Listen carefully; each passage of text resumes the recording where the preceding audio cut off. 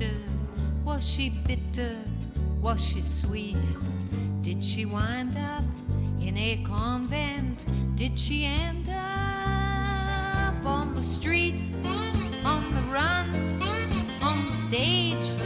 Did she dance? Did he have a sister? A little baby sister? Did Jesus have a sister? Did they give her a chance? Did he have a baby sister? Could she speak out by and large? Or was she told by Mother Mary, ask your brother, he's in charge, he's the chief, he's the whipped cream on the cake. Did he have a sister? Little baby sister? Did Jesus have a sister? Did they give her a break?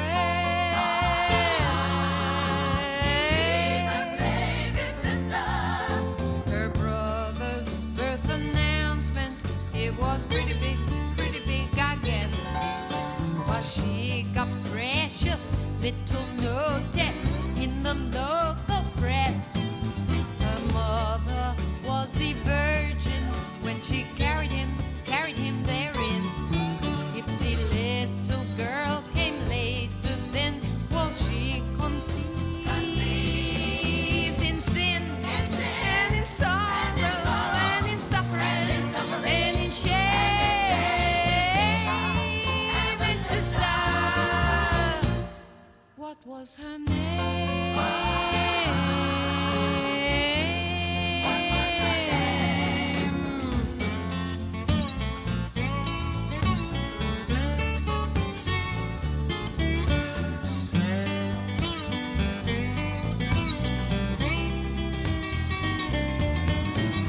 Did she long to be the savior, saving everyone she met? And in private to her mirror, did she whisper, Saviorette, Savior woman, Savior person, Savior breath? Did he have a sister? Little baby sister? Did Jesus have a sister? Was she there at his death? Good morning. And welcome to the Class of 79's Authors and Artists Series. Hip Checked. Naomi, Cahn, and Erica Rand talk about bodies, laws, and change.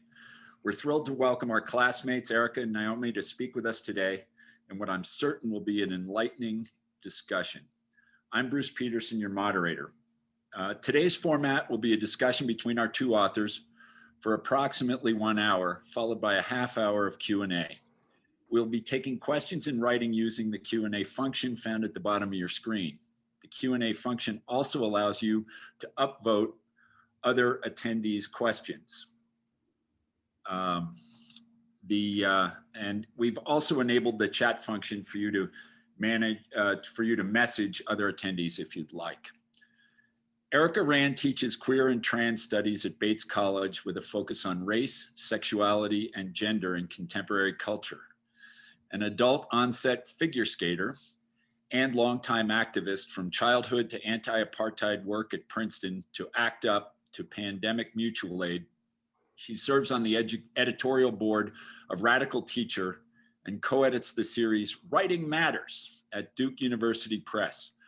Besides a few short stints in queer sex advice, her writing includes Barbie's Queer Accessories, the Ellis Island Snow Globe, Red Nails, Black Skates, and her recent book of short essays, The Small Book of Hip Checks, on queer, gender, race, and writing. Naomi Cahn teaches in the areas of feminist jurisprudence, family law, and trust in estates at the University of Virginia School of Law. She's written or co-written more than 10 books. Her first, Confinements, with classmate Helena Michie. She has written 2 books, Red Families versus Blue Families, and Marriage Markets with June Carbone, class of 75. As a senior contributor to the Forbes Leadership Channel, Cahn writes about gender equity and economic inequality. She began running at age 50 and sometimes places in her age group. Erica, Naomi, welcome. Thank you. We're delighted to be here. Thank you. Let's start by talking about how we met and knew each other in college. So go ahead, Erica. So we met our first year in 1915 Hall, and I think it's worth saying because not everybody knows that Princeton had a sort of informal segregation housing policy. So it was highly possible that if you were Jewish or Black, you wound up with all Jewish or all Black roommates, and we had that situation. And then we got to know each other a lot through activism on campus. Yeah, we did an enormous amount of political activism together on campus, and as we did that, I guess we were building on childhood antecedents. So, Erica, I know you have a lot of activism in your childhood that kind of sets the stage for what happened at Princeton. Yeah, I mean, my mom was a big activist, so I remember doing a lot of work on integrating the school district against the Vietnam War, gender stuff, other kinds of things. And you also had a family connected to political consciousness and awareness. Yeah. Less to activism, however, but certainly to political consciousness. My father left Germany in 1939. He was able to have a bar mitzvah in a basement of a friend's house after their synagogue was destroyed on Kristallnacht. And I know I'm harkening back to a book that was discussed in an earlier Princeton book talk. And so I certainly grew up with that consciousness. My mother had a victory garden when in Canada. And so I grew up with that, although I do not have the same history of activism. And it was Princeton and working with you and with a whole bunch of other people at Princeton that brought out the activism that has so informed so much of my life since then and my writing. So let's talk a little bit about what we actually did at Princeton. So among many other things, one notable thing we did was work against dumping infant formula in other countries as part of the Infant Formula Action Coalition, where we would bake 750 chocolate chip cookies and sell them with a little flyer on why they were not made with Nestle's chocolate chips.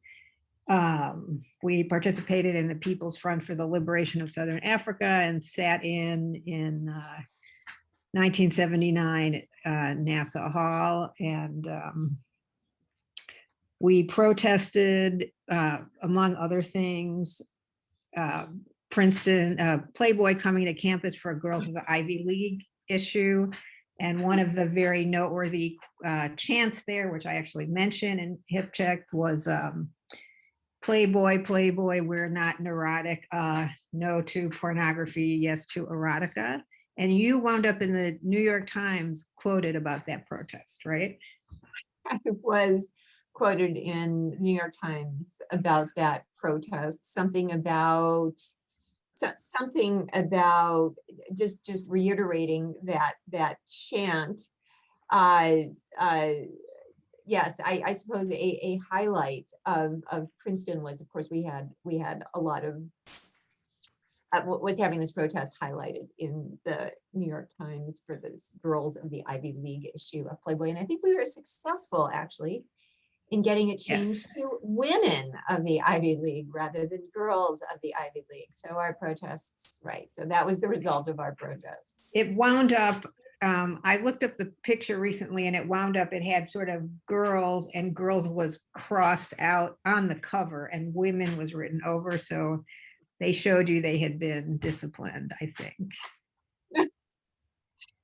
At least somewhat. And so as we were thinking about this talk today, we were trying to figure out how we did all of this, in addition to our theses and our student teaching and taking my taking turns at 2 Dickinson Street with, I hope some people from 2 Dickinson Street are on this, taking turns cooking. But yeah, I mean, amazing what one can do in college with all of that energy. Because you were student teaching and everything at the same time. So how did we get our thesis written, and a few other questions probably come up.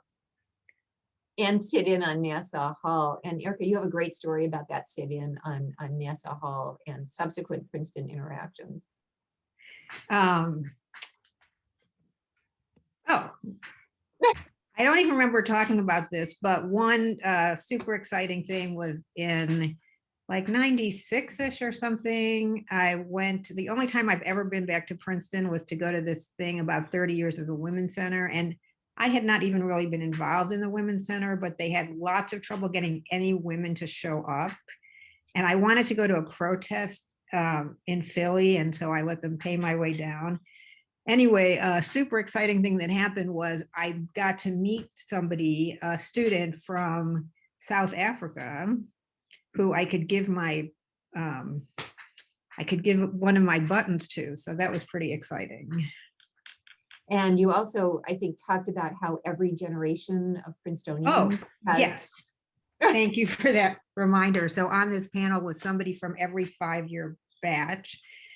And each of us started the story with some horrible thing that had happened, showing us how bad it was going to be for women in our first week or orientation week of college. And also all of us had sat in Nassau Hall for some reason or another, each one of us on the panel. That's a pretty great story. Let's turn to talk about how we got from there to here, without going in detail through each of the 40 plus years. That long. I know it's hard to say in the interim. So how did we each get to our current work in writing? Do you want me to start? Yeah, why don't you, since I asked the question, why don't you start? Okay. So I will say I had no idea what I was going to do after college. And I kept having this kind of nightmare, that an actual nightmare, not just a metaphorical nightmare, that I was standing in my room with my beautiful red refrigerator, which I miss, and a bunch of boxes that weren't addressed anywhere. So I wound up going to grad school at University of Chicago in art history. I think in a later generation, I would have majored in something that I really wanted to study, which was like the politics of visual material, but did not really have that, and did a degree in that. And I got started switching up a lot of things because a few years into teaching at Bates, someone I had known in grad school had become an editor at Duke and contacted me and said, "What are you writing?" And I said, "Well, I'm writing these 2 pieces. One is about 18th century art criticism, and the other came from somebody sending me a porn magazine that had an image of a woman using Barbie as a dildo." And he said, "I think you should write a book on that second thing." So that was kind of the source of writing my first book, not on my dissertation. And after that, unlike a lot of people, some writing and work I did was really consistent, but I also kept sort of changing fields a lot. So I did some writing in queer migration studies, and then queer and trans sports studies, partly occasioned by trying to get up the courage to compete as a figure skater at the gay games, and then moving on from there. How about you? I actually applied to law school during my senior year and then deferred admission for a year. And I chose law school. I chose Columbia Law School because Ruth Bader Ginsburg was teaching there at the time. And I thought, I want to do women's rights, and what better place and what better person to do women's rights with than Ruth Bader Ginsburg. So that was set. Columbia was my first choice. And then during that 1-year period, let's see, I think I held, this presages what happens after law school. I held 4 or 5 different jobs, including working at the national, speaking of activism, working at the National Abortion Rights Action League, organizing for Acorn, now defunct, but doing community organizing, walking up to people's houses in Philadelphia and saying, we can do so much more if we work together. What are your concerns about the community? And so that year, I think, helped cement my commitment to doing some kind of activism work. I also, during that year, went to China and, among others, visited Mark Seidel, uh, also from our class. Anyway, so I came back from all of these different activities and went to law school. By then, however, Ruth Bader Ginsburg had left. That did not change my commitment to feminism, and at that point we called it feminist theory as opposed to current topics. And so that then, let's see, I think after law school, I held 6 different jobs before finally winding up in full-time, as we call it, stand-up law school teaching. And I actually started, because this is what the job was, I started teaching contracts, which was certainly not my first choice. And I've kind of worked my way over from teaching contracts to teaching family law and feminist jurisprudence. And I'm hoping to teach reproductive technology, and I teach aging in the law. And I also, for fun, teach trusts and estates. So somehow, I mean, looking back, it sort of makes sense. Looking forward, it made absolutely no sense whatsoever. I had no idea I would wind up where I currently am. And I should also say where I currently am is a year ago, in the midst of the pandemic, I switched jobs from GW, where I've been teaching for 25 years, to UVA. So that is a whole new adventure. And I should say the dean at UVA Law School has a PhD from Princeton. So that's now what about, you've talked a bit about how you got from art history to Barbie's queer accessories, but let's talk about the thing that actually precipitated this book talk, which was the publication. I know, that video was absolutely amazing at the start. For those of you who got here right on time, you missed this amazing video that I guess Bruce and Catherine and Phil may have prepared, but it did show this book.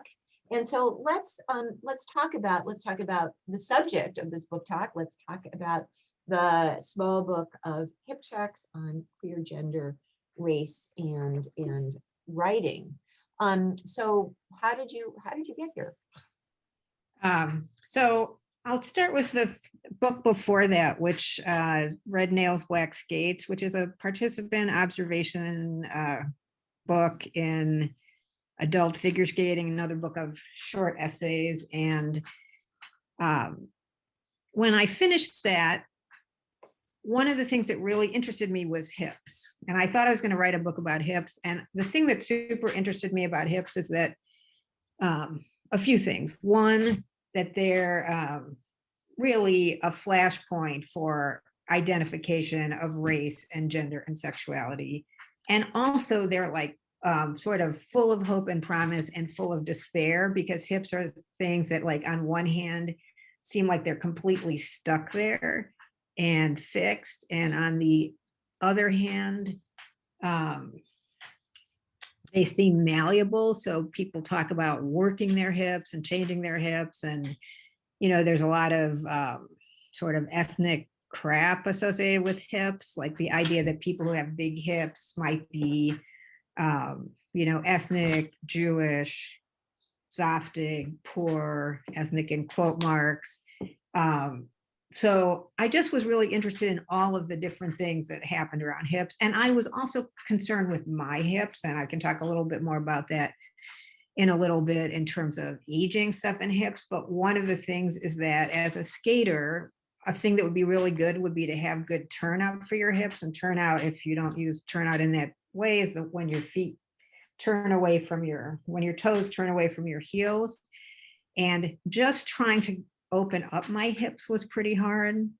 So originally, like that was what I thought I was going to write on, a book about hips. And then as I went along, several things changed. And one is that I really got interested in the idea of the hip check, which on one hand is this idea of hip inspection, but also the athletic term of hip checks, which is used in a lot of sports where you knock somebody with your hip and it shifts their direction, and you don't, it's not exactly to a specific place, but it changes you. So I started thinking of that as a way to think about and talk about the idea of asking readers to jump from one topic to another rather than, and to think about the same thing from a lot of different angles. So that's one thing. And I also was thinking a lot about experimental writing and my own work of trying to think about what kind of writing works best for different aspects of, for different topics. And the final just intro thing I'll say is that this book is a lot about revisiting and revising and writing itself, and the question of what happens when you go back to look at stories or events or other things that you think are in the canon you've already interpreted, but when you look at them differently, they start to look pretty different. Can you talk about sort of where, kind of how the book is placed in terms of sort of the larger movement that it's a part of? Yeah. So, particularly given that we're at the end of Pride Month, wait, say that again. particularly because we're at the end of Pride Month. So I'm thinking of, I mean, in part it's in, Yes. trans Yes. and It's a book in queer and so it's a book in queer and trans sports studies. And if anyone here is either in queer studies or trans studies, they're two separate fields with different histories. And it's important not to smush them together. But one of the things that they both are about is the question of how do we come to even occupy categories, whether they are categories of like straight person or queer person, or even categories such as man or woman or something like that. What happens socially and in all these other kind of ways where people come to occupy those categories or not. So to give just, so the book has lots of different pieces that have something to do with that. And they include a piece on how one of the most sort of bigger and more serious pieces is about how people's remains are gendered if they die trying to cross the border into the US through, which a lot of people do because of US laws that reroute people coming from the South through the desert and through really treacherous conditions. And the question of, how is it that in so many different situations, we don't think you can gender people from their bodies or from their clothes or things, right? But in some situations, that's what happens for the good reason of trying to get people home, and at the same time, that question of, surely if you look at somebody's, for instance, hip bones and say, oh, this is a woman, you're probably making a mistake, not totally rarely. So that's kind of a particular way that comes up, but also there are things about topics that are more, so for example, there's something about a trans shout out in a Super Bowl ad that you wouldn't expect, and a, pretty dubious pride stunt by Burger King. And I'm just showing the different, Thank you. hopefully some of the different people can maybe read some of the different essays that are in here. And I should say they are just, I mean, I'd like you to talk about how you see them all as linked, but they are distinct essays on different topics. Yeah, so one is, they're linked in different ways. Like a bunch of them are about how it is we come to interpret things culturally. And one piece on that is kind of on the changing history and audience for lavender dildos, once super popular in the late 80s, early 90s. Some people here may remember.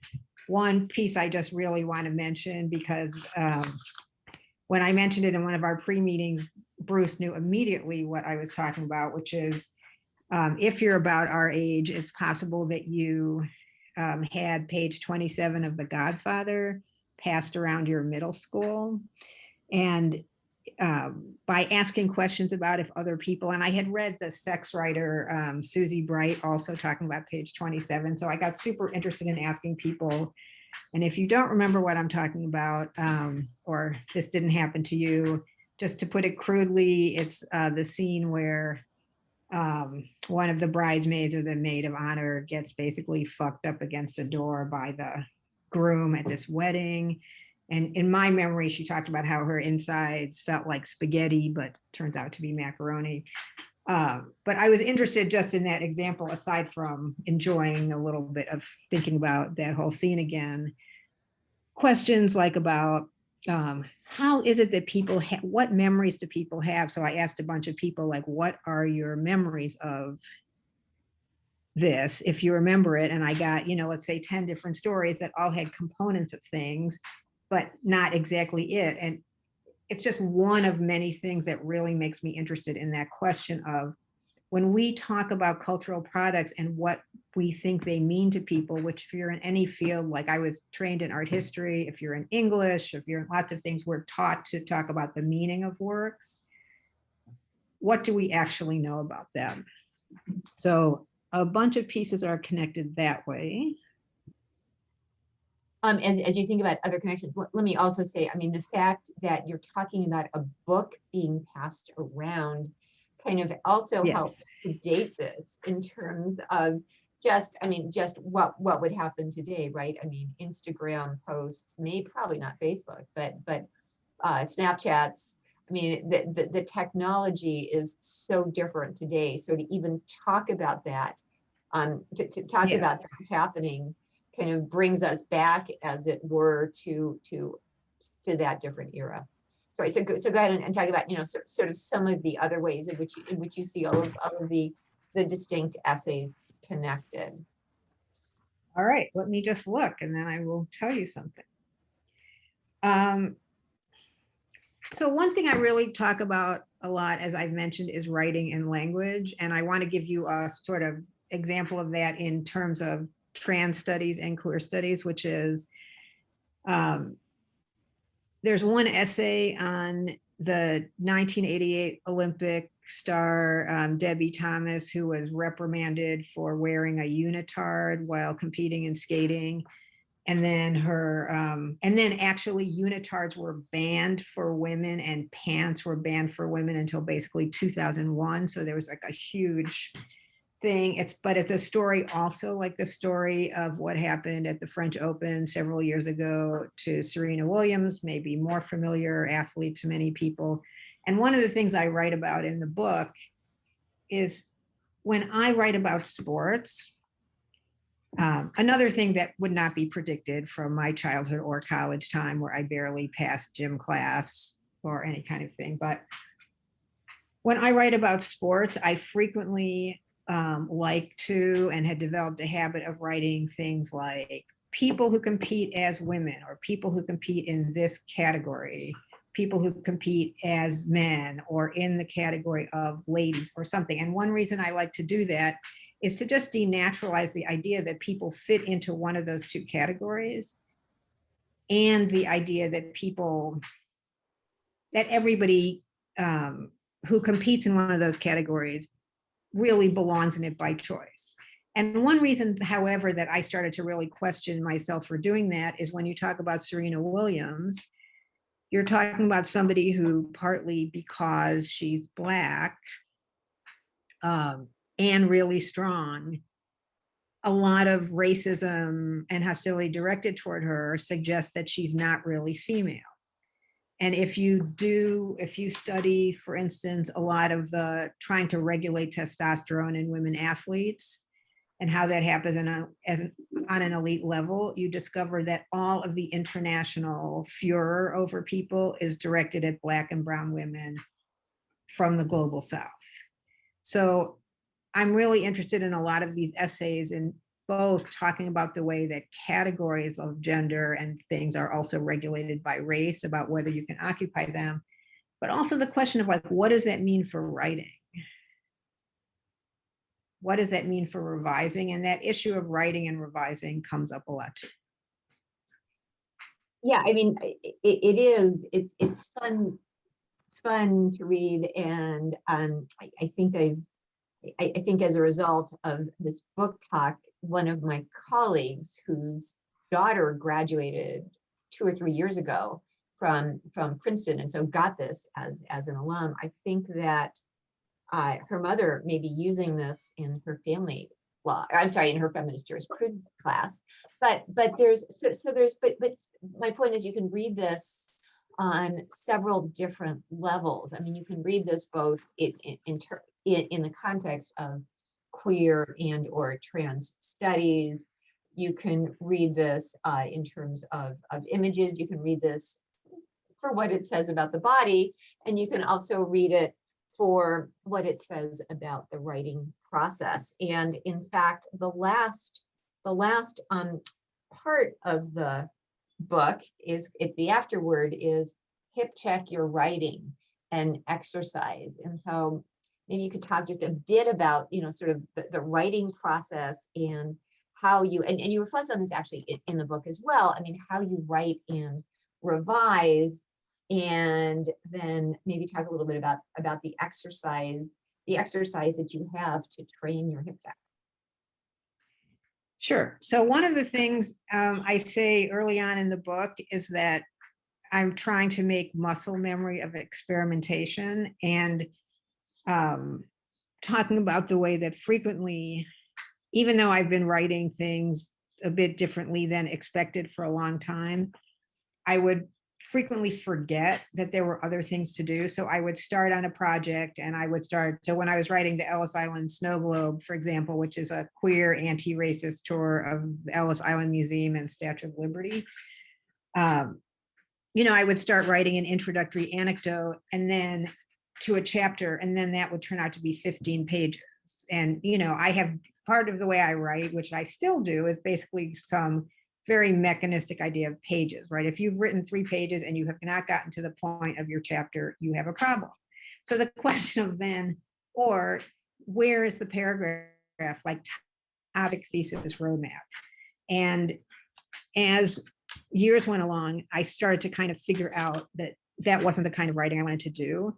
And in the skating book, sometimes I describe that skating book as like 17 introductions, because they were all things that started out as a story, but maybe I was trying to I've been trying to basically weave the theory and the sort of interpretive points into narrative frequently. So that's one thing I think about. So at the beginning of this book, I tell a story about someone I was dating a long time ago who took me to meet her mother and thought, you're not going to have anything in common. But at that very moment that we came to visit seemed to be the moment when her mom wanted to suddenly recognize that her daughter was queer and butch. So the mom starts telling the story suddenly about Annette would never wear dresses or something as a kid. And when Annette walked out of the house for a minute, Leola gave me this thing I will just show you because it's not in the book, but she gave me this amazing box. Oh, that's what it looks like. That's what this box looks like the most frilly thing. And, it's not like Leola was frilly or I was frilly, but it really to me spoke to a relationship we developed over the years. And I use that story in the book. I tell that story and then I go back and say, what is it about the story that the book's about? But partly I'm trying to weave into that story the way that, for example, two people who seem so different, right? A queer femme dating someone's daughter and the conservative mom who went to school on a hay wagon. like how it is that we might have things in common, and also how people who don't really understand each other, good things might come of that, right? There might be really good understandings that aren't necessarily explicit, but work. So that's one of the things of kind of ways I try to write differently. And when I think about this idea of being hip checked, it partly comes from other kinds of writing I was doing, where in the middle of writing about something, it would just turn out to be like not the thing I thought it was. And that question of what would happen if you actually did the writing you wanted to do on the topics you wanted to write about.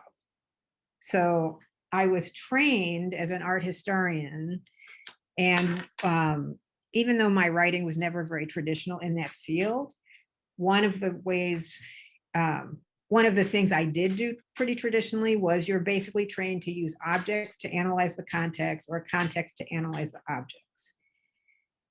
And that realization of you might want to do something totally different was a big deal.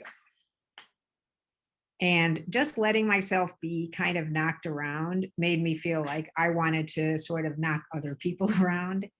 So what I talk about in the afterword is this idea of like, how can you hip check your own writing, which I took from being at a workshop called, a symposium called The Soup is On, Experiments in Critical Practice at University of Chicago, where I gave the final workshop on hip check your writing and sort of made it up as I was like on the plane or something, but it worked amazingly, which is this idea of ideally do it with several other people, spend a little time thinking of something you want to change about your writing, like some ways you might be stuck and what you might want to do differently. Very simple, but then like think about what's holding you back and what something else might look like, and also like where you are just which could be like big or small. And a small thing so first of all, this workshop went amazingly well, and including some graduate students who were talking about how they felt they were dating their dissertations, and the question of whether, you know, monogamous or poly, what kind of thing, what kind of snacks, made it really helpful. But even just some small things like this book, one thing I say at the end is sometimes I feel like it could have taken a year less if I hadn't been completely stuck on this idea that it was going to start out by saying, I'm stuck on hip check, I'm stuck on hips. Hips, stuck on in the old-fashioned sense of crushed out, and stuck on in the sense of mired, vexed, etc. And sometimes I just think like being absolutely certain whether it's of a paragraph or the whole topic or the organization is something that you can kind of make yourself change. And I will just say one other thing, Naomi, before we go on and we talk about your writing, or if you have other questions. I think I just forgot what I was going to say about that.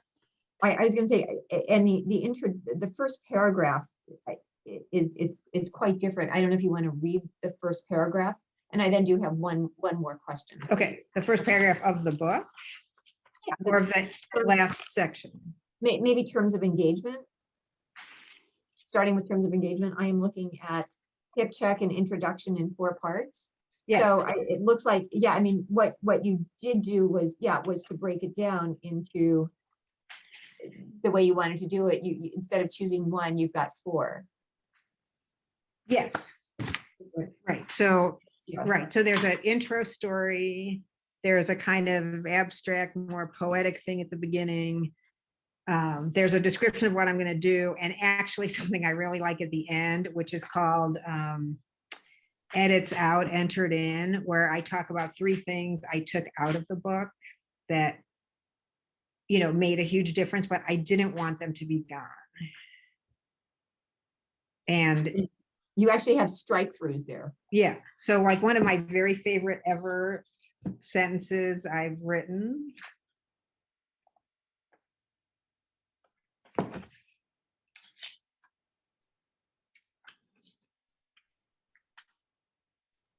If you can possibly see it. Yeah. as a writer to say, yeah, strike out. It Where do actually sort of kind of in a name that tune way says, at first I thought this sentence needed 20 words or something, but actually it needed 7, and I sort of struck out the words that it didn't need. But also, I guess one other thing, one of the other parts of that talks about leaving out, well, 2 other things that I would just quickly mention. One is that even though I pretty much write in my own vernacular, sometimes I worry that people are going to hate me if I say things like fucked up shit. So I partly talk about why I left that out of text. But another thing is about thinking about, since the book was in sort of jagged of wanting to, so being really emotionally affected when Prince died, and thinking I was going to write something in the middle to mark his death in like a text box or some visually jagged way, and then trying to think through like what it would mean to, and because he also died basically, you could say, from pain in the hips, because he died from problems with pain meds for chronic pain. So, another example of then trying to think through in terms of race also, like what would it mean to put Prince in a box? So there were like all these different things that I don't think that totally addressed what you were saying, but maybe. This is a conversation in which we can each Yes. address what we want to, right? So, Yes. so that's great. And I guess the other thing about your writing, I guess maybe a fourth, I don't know how many levels I've already identified, is it's in some ways very personal, but obviously from what you've just said, you edit out, you edit everything. So is writing a vulnerable process for you, and how do you handle that? Yes. So there's a lot of writing about sex in this book, including, me and things like that, and some other personal things. So yeah, it's a vulnerable process, but also like one of the things that I think makes it hard is that, to me, I don't necessarily know how I'm going to feel about something till it's out on paper. And I really experienced that in my first book, because I started out with this story about a woman using Barbie as a dildo, blah, blah, blah. But I also, the other part of that story, and that book had 2 origin stories. And the other was about my father dying when I was 6 and having family friends didn't know what to do, give us presents. And that's how a Barbie doll came into the house that otherwise we would not have been allowed to have. And I didn't actually think about the fact till the book was in print that my siblings and mom and other people were going to read these stories that I was telling about our childhood. And I just was completely freaked out for a very long time. My grandparents did not turn out to be a big issue, because even though they didn't love each other so much, on the first, both of my grandmothers called me up to say, I've read the first 2 pages and which is the dildo story, and I cannot read anymore. I think another thing I want to say about vulnerable is that, like, lots of people, some people totally love my writing, but there are a fair number of people who despise it and think the personal stuff is terrible, masturbatory crap. And they have gone to some fair amount of trouble to publicly say things about that, including a guy who tried to like basically start a whole book series to get away from people like me. So I often think when I'm writing about, I mean, sometimes some of that stuff has been helpful in the sense of, but, on the other hand, I'm aware all the time that I'm, thinking about what I want to put out there. But I also think you don't know what it's going to feel like till it's there. Right. I'm still thinking about how you were taught objects to analyze context to analyze objects. So there are a couple things I'm taking notes on that I think are going to guide me in my own writing going forward. So, yeah. thanks. Let's talk about some of your writing. Because you write about so many things that are completely relevant. And I just want to say that like because I put my phone next to the computer to, so I could know what time it was in case I had the whole screen on. And I see this huge series of emails of text from my siblings that I'm not looking at, but they're often on a text chain that's actually about like family, our parents in precarious situations. So it makes me think about how much amazing writing you've done on so many things we think about. And I wonder if you could talk about some of that. Thank you. That's overly kind, but I feel privileged in that I've been able to write about things in which I am interested, and also privileged in that I'm currently in the midst of trying to write a trade book that I've done primarily academic books, and I've done, I guess, 3 textbooks, as well as the academic books, and now the second trade book. But I feel really, they're different kinds of writing that I've been able to do. And I recently went back and looked at my senior thesis, which was, typewritten. I actually tried to do it at the computer center, but all of those cards kept sort of like falling to the ground and getting mixed up, and I couldn't tell what was the intro or the ending. So I finally the thesis was typed. But actually what I did in Princeton for my senior thesis was on childcare. And guess what I'm writing about now? Childcare, in many different contexts. So I think that my writing covers, and that introductory video shows everything from an adoption reader to talking about aging, to marriage markets, to red families versus blue families, about how the politics and family structures. And I should mention that my first book was actually with Helena Mickey, also from our class. And I went back, I hadn't looked at it in a while, but in preparation, I went back and I looked at it, and it has all kinds of amazing themes that we've already talked about in this conversation, and that I see throughout a lot of my other writing. But it was actually, speaking of personal, it was quite personal.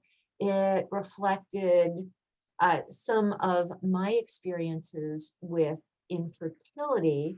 And then I think at that point, Helena had become pregnant and had just had a child. And it was about what happens to, and at that point we thought of it as women's bodies when they become public through pregnancy, and when women, as a result of that, enter a world of information technology and expertise that others are incredibly want to share with her. And so we looked at, speaking of the types of advice you've given, we looked at the types of advice that pregnant women get as they go through the process, and we contrasted the types of advice that pregnant and infertile women get, looking at, drawing on Helena's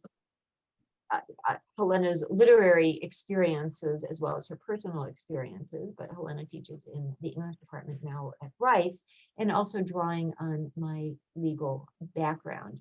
And I should say, one of the lovely things about having gone to law school is that I can explore things quite broadly. And in fact, the New York Times have been called in print a sociologist, which is not something that is part of my background. So at any rate, I'll just say that writing in all of these different genres, figuring out what parts of a case to excise so that students are going to get the point without getting lost in all of the details, is very different from trying to write a book for a trade audience. And that our current book is under contract with Simon & Schuster. And that's very different from writing a book for Oxford New Press. For for OUP. And I wish I could say that all of them, including the casebook, I'm sure my students wish that writing a casebook was like writing a trade book, but it's not. There are different ways of writing for each audience. And then there's, and I also do some writing for the Forbes Leadership Channel.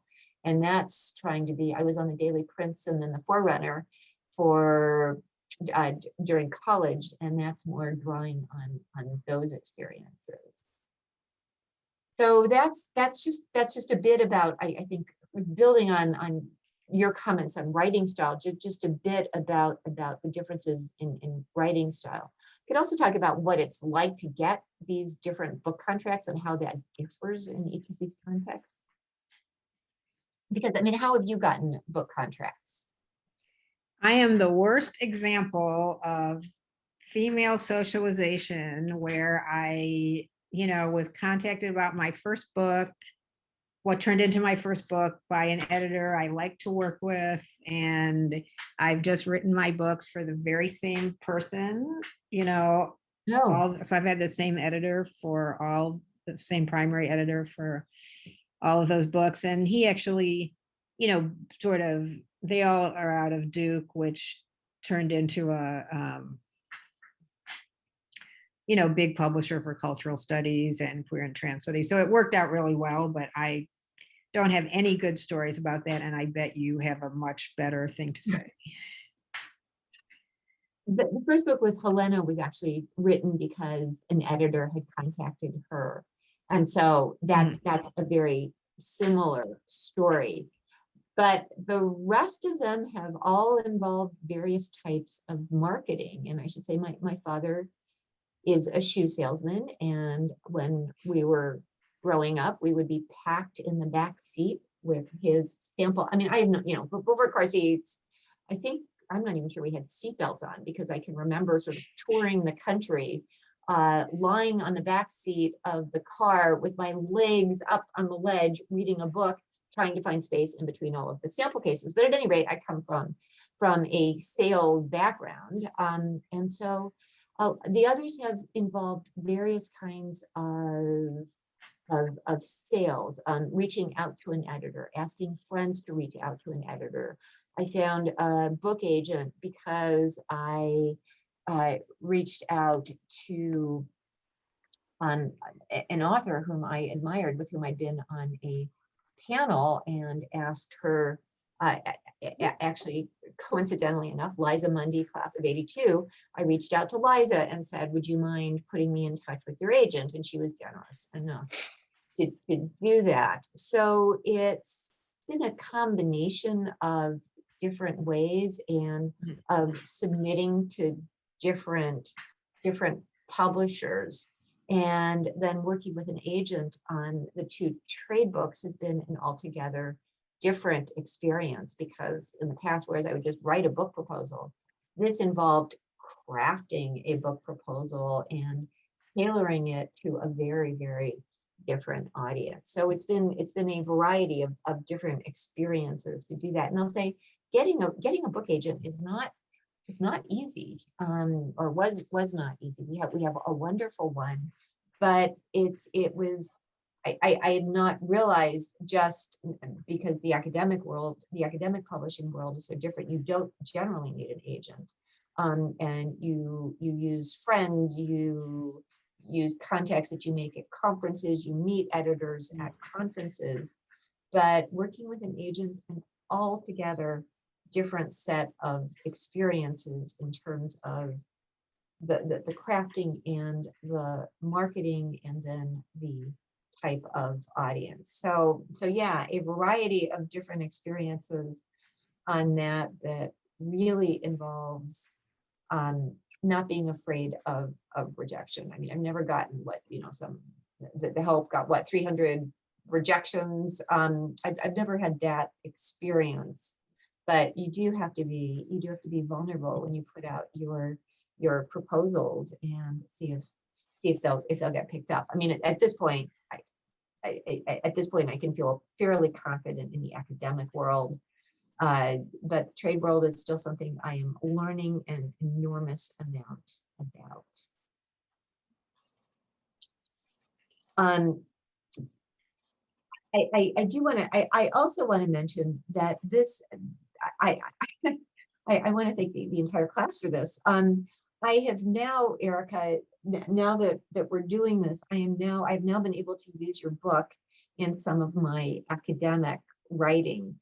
And so it's been wonderful to bring more of that. In fact, I'm co-authoring an article on menopause, and I had done a presentation at the University of Chicago in which I had featured your book on one of the slides and mentioned where you talk a little bit about the aging process and menopause. And one of my co-authors said, where is that amazing quote from that book about butch femme and menopause? And I was able to say, it's from Erica Rand's The Small Book of Hip Jack. So it's really fun to see, to have these connections being made. And we were going to actually talk about this because this is something we both are writing on. And for me, so a through line in this book is about getting hip checked myself in several different kind of ways. From some ways where people commented on drafts of my work, but one of the sort of physical ways was that in my 20s-ish, some people may remember, anybody, I don't know, may remember whatever in the like late 70s, early mid 80s. There was I was definitely one of a group of people kind of stereotyped for thinking, oh, gender roles in queer relationships, that's a little bit questionable. But I was in this relationship where like everybody else knew that clearly it was pretty much a butch femme relationship. Anyway, that's the shortened version of things. But one of the ways I came to understand that for myself at the time was that from quitting smoking, when I gained weight and my girlfriend gained weight, she gained weight kind of out in traditionally the pear way, and I gained weight, or no, that's the reverse, the apple way, and I gained weight with my hips coming out. So we suddenly looked like a couple. And I had always, even though it's like fictional and bad and fraudulent and all these things, like often associated where my fat was with being with a queer femme identity. And then when my hormones changed, suddenly I was gaining weight out in front instead of to the side. And I'll just say it really fucked with my sort of sense of, not with my sense of gender identity, but with just my presentation and thinking about that in relation to menopause. And you were also writing about things that I didn't even know much about till you were describing the way, for instance, in other countries and other areas, people take menopause much more seriously as something to support. Yeah, and I feel like I was just listening to a debate in the Scottish Parliament where the minister for her title is the Minister for Older Persons and Equality, gets up in the Parliament and says, I believe this is, I can't do that. I believe this is the first time in the UK there has been a parliamentary debate over menopause. And I mean, her point was, and the UK is in a very different place when, as you mentioned, when it comes to dealing with this. And it's the fact that it's made it into Parliament and that the equivalent of our Equal Employment Opportunity Commission has actually issued guidelines on it, I think means that it's not the same. It's discussed far more publicly than it is here. And in fact, one of the points that we're making in the Law Review article is how there's been a great deal of attention to period poverty, to the tampon tax, and there's been far less attention that has been paid to, well, just what happens during menopause. And so it's been really, really lovely to see the resonances between how I'm talking about it in a legal context and how you're talking about it in a very different, as it says, a queer and trans studies writing on the back context. So fun to see that synergy and just interesting to see this as a topic in each of our different disciplines. Although I will say you don't have a whole essay about it, although it's I'm looking believe forward it. to reading yours though. very, very different style, as you will see. So, I think so we're, yeah. go ahead. Oh, I was just gonna say, we're just at that moment of switching to Q&A, yes? Yes. Sorry. I'm Hi, Bruce. queen of punctuality, what can I say? Yeah.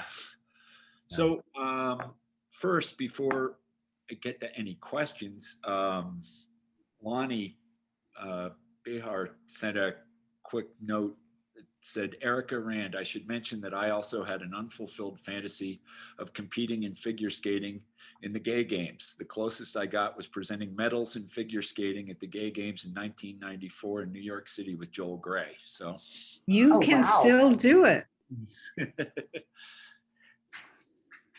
How The did great- you yeah. how did you decide to what attracted you to figure skating as a way to express yourself athletically? So I skated a little bit as a kid. We did not have very much money, which if you know anything about figure skating makes it hard to, skate much, but just a little bit. And I was moving about 20 years ago, and I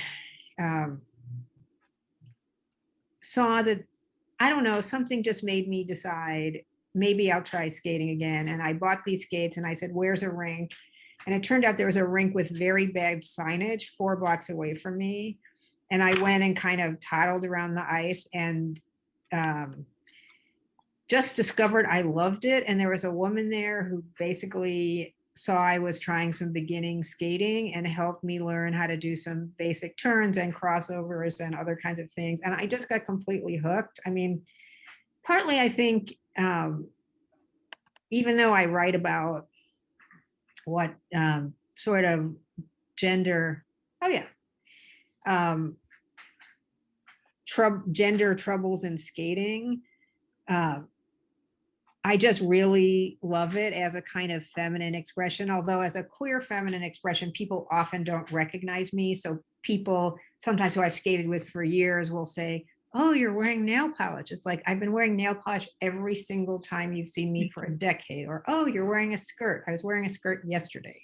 So like what the codes are is a little bit interesting. So I had this idea that I wanted to go to the gay games, and I thought maybe I would be brave enough if I wrote a book, which is a very labor, intensive way of training. And I got to the, so I wrote this question so I could get a little funding from my school that was like, how would gender and sexuality be different in a different context with different norms?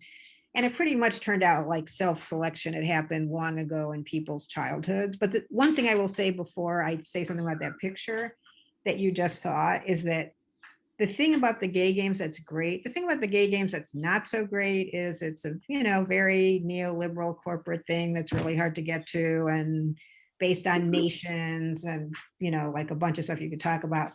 But you can actually skate, at any level, right? You could basically have been skating and just do some swizzles around the ice and compete at an early level. And then there's more advanced skating. But more recently, the picture you just showed a few years ago, and this is something I'm writing about now, there was a benefit in town called Out on Ice that was really just public skating, and the proceeds get donated to the equity organization. But they asked me to organize some skating, some figure skating, and I asked Anna, the other person in that picture, if they wanted to do a pairs routine with me, and they did. So we learned some stuff, and then we decided to train, and now we're actually trying to, and Anna, who at the beginning, who now identifies as non-binary, but it's an interesting situation because our gender identities are female and non-binary, and our legal documents right now are female, but our size difference is very traditional, for pair skating, right? So we've been training and we're kind of hoping to compete more and to sort of see if we can bust our way into a discipline of pair skating with some gender specific rules that we do not match. Stay tuned. Can you post updates on the class page? I can. Thanks. And a question from Marcia Zuckerman. This may be a bit off topic, but Naomi mentioned that she does T&E and wondered if she had views on the situation with Britney Spears, where it seems she's being penalized for conduct no worse than many men engage in, and the result of the conservatorship is to benefit a bunch of men.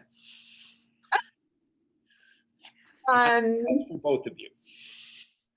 I will post. I actually just UVA, the university just asked me a whole bunch of questions on the conservatorship, and thank you, Marcia, who I know is watching this with Ann Goldstein, also from our class, and John Longstreth. So just shout outs. At any rate, I don't think, I mean, what's going on in the Brittany case shows the problems with conservatorships. And yeah, this is actually related to my writing, because I do write about aging in America, and I'm actually about to write another book that's going to be published by Oxford, actually coincidentally enough, with another Princeton grad, Nina Cahn, who teaches at Syracuse and I think is 10 years, class of 89. She might be class of 89. Anyway, I'm writing another book on gender and aging. Now, Brittany obviously is sort of inside of the gender and aging, because aging, as we're defining it, doesn't necessarily have to be older people. Aging is a process that we start very early on in our lives. At any rate, the situation is incredibly complicated. Brittany now has a co-conservator who is, so in addition to her father, there are two people who are responsible for serving as co-conservators, Bessemer Trust, and there may actually be, that Bessemer Trust is an, I don't know how many people know about Bessemer Trust. It was established in order to manage some of the robber barons' money. Henry Phipps Jr. was the founder, and at any rate, so it is now also involved in managing that. Phipps was one of the people who started Carnegie Steel, and so that's where his money comes from. Just to go all the way back. Anyway, so Bessemer is now also co-involved in managing the conservatorship. Conservatorships we generally think of as being for older people who are unable to manage who can't take care of their basic needs. The rights of the person subject to the conservatorship, so the rights of Britney Spears, are actually quite attenuated. And so in order to, we've learned from the New York Times reporting that she would like to challenge the conservatorship, but she seems in many ways to have been silent. And that, yeah, that is something that conservatorships actually do.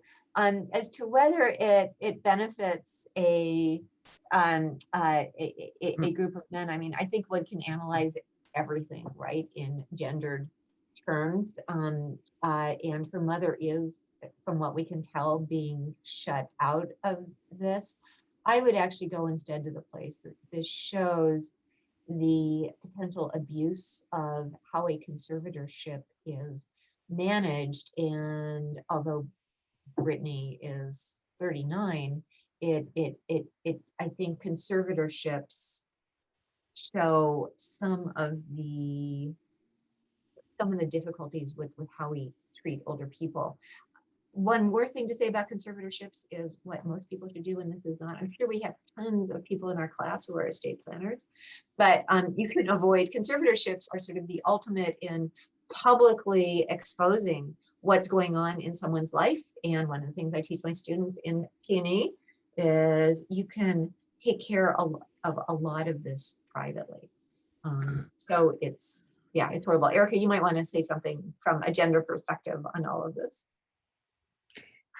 That was amazing. I feel like I just learned a lot. So if you have someone has another question, that's fine, but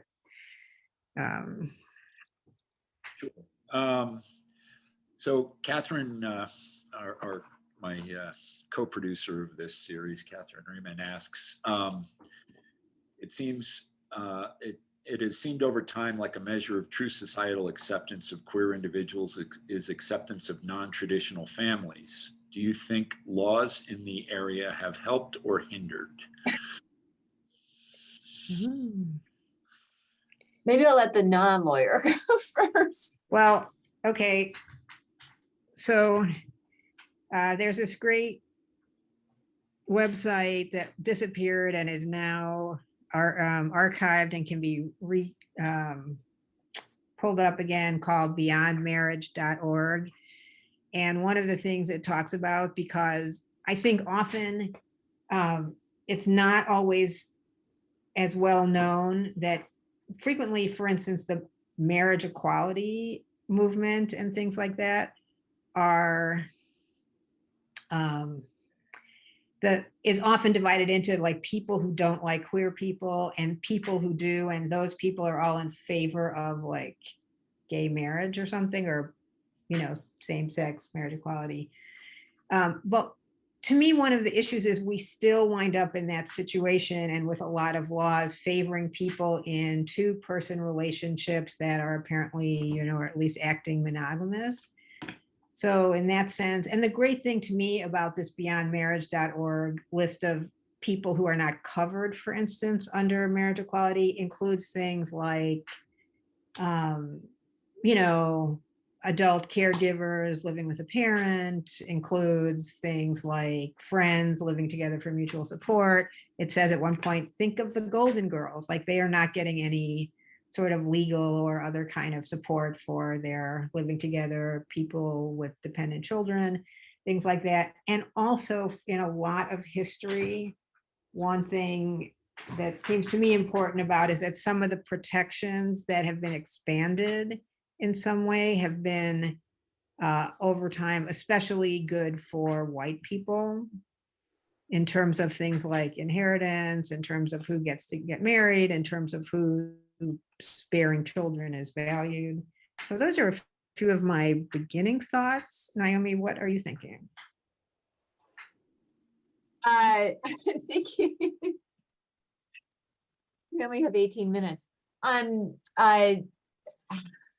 The role of, I don't want to,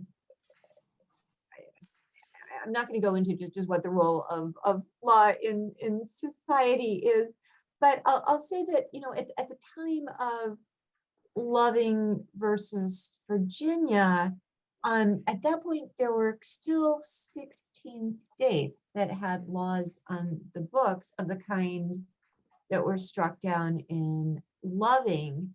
And after that, there's been, I think the law does make a difference. If you look at the increase in marriages between people of different races, there's still, it's actually an interesting, very interesting demographics there. And I also think, when it comes to the legalization, when it comes to Obergefell, by the time of Obergefell, there was already, starting with the Massachusetts Goodrich opinion, there had started to be an incredible movement towards the acceptance of gay marriage and toward the acceptance of marriage between same-sex couples, as well as a movement in the law. And if you look at, there are wonderful polls looking at how the Goodrich decision in Massachusetts, kind of people's people's opposition to marriage between same-sex couples before the opinion, and then looking at that same issue 4 or 5 or 6 or 7 years later, just to see that the legalization actually had made a difference. Can I just, yeah, I was go just going ahead, to interrupt for a little fun fact that one of the people I have coached in beginning skating is Mary Bonato. Oh, really? The lead lawyer in Massachusetts for, okay, go ahead. Yeah, and I know Mary's spouse. who's Yes, teaching Jenny. law. Right, yeah. I've also you- coached Jenny. You have, please tell them hi. I will, yes.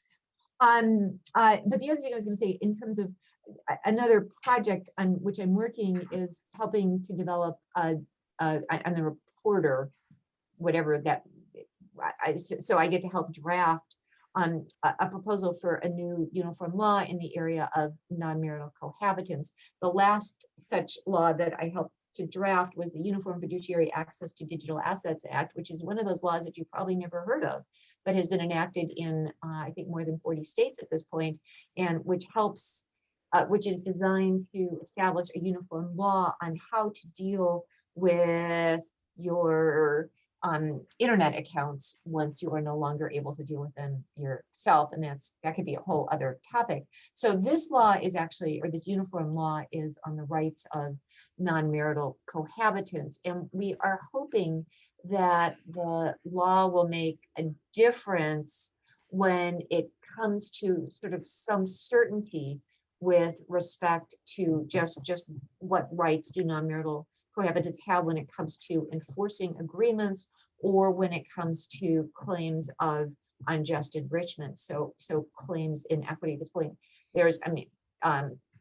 Erica's grew up in a state that does not recognize, the state of Illinois does not recognize claims of contract or of equity that can be founded on the domestic services that are rendered in a non-marital relationship, and this uniform law is designed to deal with that situation. And so we're hoping it makes a difference.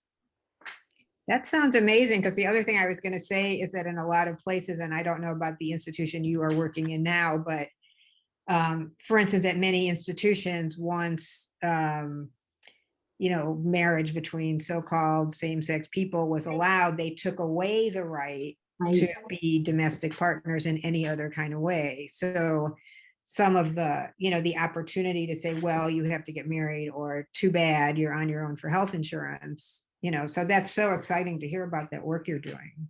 Well, I have to say, it's actually an interesting study in law reform. I think those opt-in, the domestic partnership civil unions, in France, they're called PACs.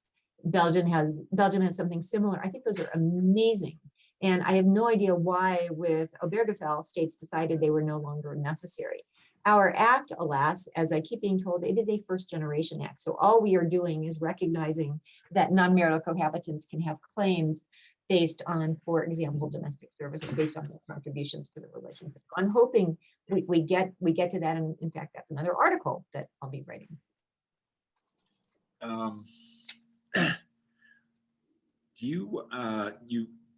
You mentioned, Erica, the use of testosterone tests in regulating sports participation. And I know from reading the policy that I believe you co-authored from Bates College's policies. Do both of you have comments on the role of gender in participation in competitive sports, and should there be regulations, and how would I realize we could probably have a 5-hour discussion on this, but are there ways to determine Yes. participation? Yes. So I actually have a lot to say on that, which I will not say a lot, but it's super important, because there are, in so many states now, there are bills pending or passed that are preventing, that are requiring people to compete even in high school or middle school or elementary school in basically accord with the gender they were assigned at birth rather than with their identity. And those bills are harmful for a lot of reasons. One of those reasons is they're actually kind of a way into something else, which is trying to regulate trans people and exclude them in a lot of different ways. But one of the things I write about a lot is that there's this idea that gender makes for a level playing field in sport, right? That if only people were divided by gender, there would be equality or equity. And there isn't, for a huge bunch of reasons, including money for training. The equipment really does matter. The $6,000 bike gets you a better score, a better time than the $200 bike, but also lots of things about the body that are so different. So, what's your relationship to hemoglobin? What's your eyesight? If you have chest protrusions that stick out, how big are they in relation to other things? How tall are you? Michael Phelps, for example, famous example of someone who won 1 million or 8 medals in the Olympics and won Olympics, and partly has web feet, sort of web feet, but his hands and feet are not ordinary hands and feet, and his swimsuit is different. So lots of different things that make sports inequitable or are factors that aren't actually regulated. So it seems important to me that regulation, and there are a lot of other ways to divide people into categories. So for instance, I'm training in figure skating, and we have a coach now who says, okay, the short person does this and the tall person does this, where it's usually described as the man does this, and in figure skating, the lady does that, right? So to me, a super important thing is that for almost all sports, regulation should be you play as you identify. Or there should be other things like weight class or something like that. Naomi, do you have a comment? I will defer to Erica on this. Thanks. Although I was going to say, what was it? I just got something, the New York, I get in her words from the New York Times, which just had some amazing statistics in it. And it's actually an article about fashion underwear. I don't know, but it's which talks about most of fashion's offerings conform to the gender binary, but mentions gender non-conforming underwear. But it also has amazing statistics about the number of millennials and Gen Zers who don't identify within the gender binary. So it's just to say that it's an incredible issue that we're certainly going to be hearing more about, both in terms of efforts to suppress the movement and in terms of efforts to try to do justice. Erica, I wanted to just add one thing, which I didn't say because you asked, it was about a little bit about testosterone, is that the evidence for exactly how testosterone works in terms of athletic advantage is not as clear as people often assume. Okay, what were you going to say? No, I was sorry. My follow-up, I guess, would be, if I look at, one of the greatest, my sport was swimming, one of the greatest swimmers in the world is Katie Ledecky. So how do you decide who Katie Ledecky competes against? She is going to win, or is expected to win, lots of gold medals. She won the Olympic trials in 4 events. She wouldn't have the qualifying time for the men's events. And how do we determine who she competes against? That's a very good question. And that calls into question to me what it means to be And it's different in so many different sports, Yeah. right? Like in figure skating, people aren't opposite, compete as men or women, but it turns out that the higher male scores are generally about how they have 30 seconds more to score points. In some other sports, there aren't so many differences. And I think questions would be, and also what are sports for? Like to ask the bigger global question, so in younger years, it's partly about like the opportunity to do what sports enables people to do in the best world of sports, right? But that question of who do people compete against, I think that would vary for different sports. Like what about sports that have, I mentioned before, weight class, for instance, or and also question about how people are trained. So sometimes, like women are not allowed to check in hockey. So the question of like, what would they do differently if they could check, as opposed to what are the issues about size?